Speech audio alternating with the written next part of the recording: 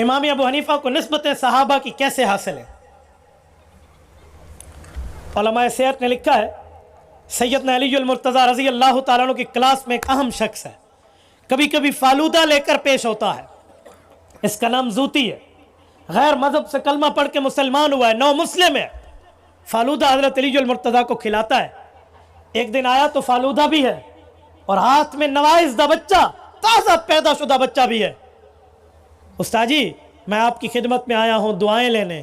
بیٹا دعائیں تو تجھے ہر وقت ملتی ہیں، آج کوئی خاص موقع کا؟ جی کہ رب نے میرے گھر میں نعمت دی ہے، مجھے اللہ نے بیٹا دیا ہے، اس بیٹے کو آپ پہلی گھٹی تو دے دیں۔ حضرت علی المرتضیٰ نے زبان دی ہے، اسے برکت کی دعا کی ہے، علم کی دعا دے کر پوچھا نام کیا ہے؟ زوتی کہنے لگے میں نے نام ثابت رکھا ہے۔ کہا اللہ اسے کی اولاد کو بابرکت بنائے لے جاؤ۔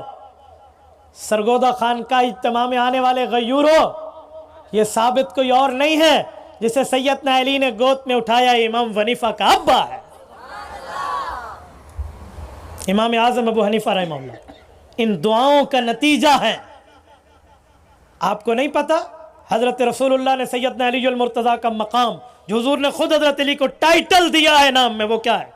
آپ جمعہ کے خطبے میں سنتے رہتے ہیں وَأَقْضَاهُمْ عَلِي۔ سیدنا علی المرتضیٰ اس امت کے چیف جسٹس ہیں۔